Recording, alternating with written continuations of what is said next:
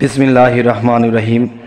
হে সমস্ত জগতবাসী, আজ আমি মোহাম্মদ শামীম আলী আপনাদের সামনে যে আলোচনাটি নিয়ে হাজির হলাম, সে আলোচনাটি হলো, দেখুন যে সূরা নাজিয়াতের ফজিলত ও আমল থেকে সে কথাগুলো বলবো।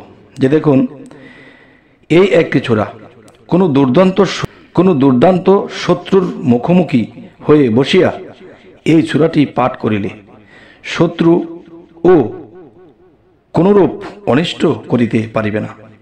হে সমস্ত জগতবাসী, যে আমরা যদি কোরআনের কথাগুলোর উপরে ঈমান না আনি এবং বিশ্বাস না করি, তাহলে আমাদের বিপদ কখনোই যাবে না। আরও একটি বিষয় হলো, সূরা নাজিয়াতের ফজিলত ও আমল থেকে এই কথাটি, তো অবশ্যই আমরা যদি বিশ্বাস রাখি তো আমাদের এ ধরনের সমস্যা থাকবে না। শত্রু ভয়ঙ্কর, যেমন এই পৃথিবীতে একজন মানুষ, শান্তিপ্রিয় মানুষ, সে যখন বসবাস করে, চাকরি করে, ব্যবসা করে, ছেলে মেয়ে নিয়ে বড় করছে, চলছে ফিরছে, খুব ভালো আল্লাহর ইবাদত করছে, কিন্তু এরই ফাঁকে দিয়ে কোনো শত্রু এমনভাবে লেগেছে, সেই শত্রু কখনোই উদ্ধার হতে দেয় না, একের পর এক বিপদে ফেলতেই থাকে। তখনই এই সূরাটি আল্লাহর তরফ থেকে নাজিল হয়েছে বিভিন্ন কারণে, শুধু একটি কারণে, একটি সূরা নয়। তাই বলবো যে সূরা নাজিয়াতের ফজিলত থেকে আমরা এটি পেয়েছি, আর সেটি অবশ্যই আপনারা শত্রুর মুখোমুখি বসে সূরা নাজিয়াতের ফজিলতটি করবেন। ইনশাআল্লাহ শত্রু দমন হয়ে যাবে। এমনকি আপনার সামনে যখন সে শত্রু আসতে চাইবে, তখন তার শরীরে জ্বালা যন্ত্রণা হবে, সে আপনার থেকে পলায়ন করবে, যে এদিকে চাইলেই কেমন জানি লাগিয়ে ওঠে। তো এখন যে সূরাটির কথা বলবো সেটি হলো সূরা নাবাহ। সূরা নাবাহ এর আমল ও ফজিলত থেকে কিছু কথা বলবো। সেই কথাটি হলো, দেখুন, এই সূরাটি পাঠ করিয়া কিংবা লিখিয়া সঙ্গে ধারণ করিলে তখন কি হবে?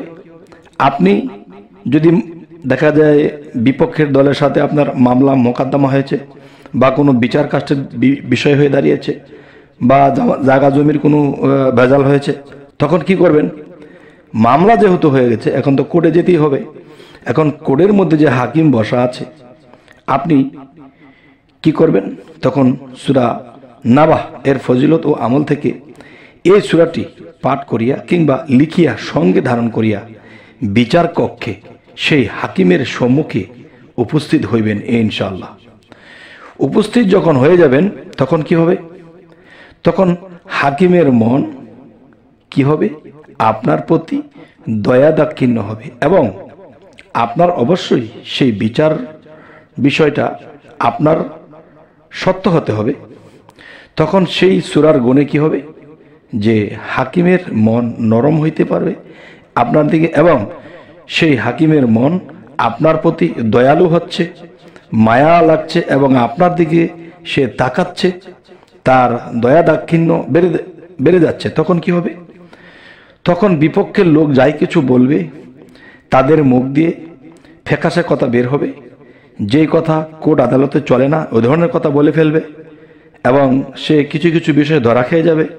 তখন হাকিম আপনার বিষয়ে সে আরো নরম হয়ে যাবে এবং আপনার পক্ষপাতী হয়ে যাবে, আর সেই পক্ষ হবে হাকিকতের পক্ষ। এখানে কিছু পাপিষ্টভাবে নয়, অন্যায়ভাবে নয়। আচ্ছা, তখন তাহার কাছ হইতে অন্যায় বিচারের আশঙ্কা আর থাকিবে না। তখন আপনি অবশ্যই সেই বিচারকের কাছ থেকে বা সেই হাকিমের কাছ থেকে আপনি সূক্ষ্ম বিচার পেয়ে যাবেন ইনশাআল্লাহ। এবার আসি সূরা নাবাহ ফজিলত ও আমলের 2 নম্বর আলোচনাটি। 2 নম্বর বিষয়টি হল, দেখুন, প্রত্যহ একটি নির্দিষ্ট সময় অন্তত একবার অত্র সূরাটি পাঠ করিলে মন হইতে সব রকম চিন্তা দূর হইয়া যাইবে।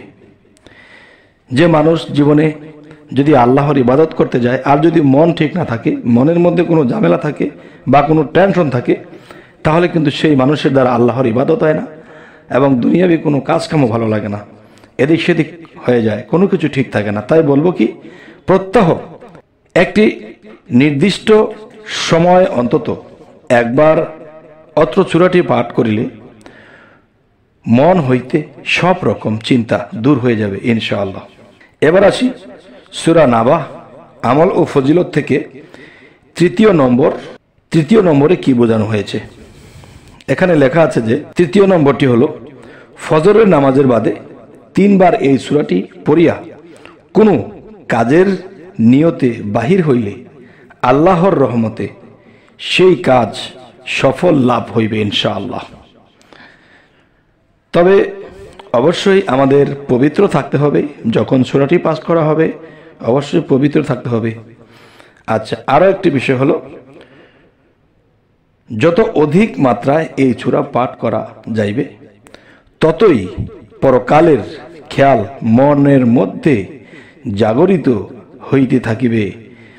আর যার পরকালের কথা, মৃত্যুর কথা যার বেশি বেশি স্মরণ হয় সে কখনোই পাপ করতে পারে না, তখন বিভিন্ন পাপ থেকে সেই ব্যক্তি ফিরে থাকতে পারে। তবে হে সমস্ত জগতবাসী, আজকে আপনাদের সামনে যে আলোচনাটি করলাম অবশ্যই আপনারা এই আমলটি করেন, দুনিয়া ও আখেরাতে ভালো থাকবো ইনশাল্লাহ। তো আরও একটি বিষয় হলো, যদি আমাদের চ্যানেলে আপনারা নতুন হয়ে থাকেন অবশ্যই সাবস্ক্রাইব করে নেবেন, পরবর্তীতে যেন ভালো আলোচনা আপনাদের কাছে পৌঁছে দিতে পারি।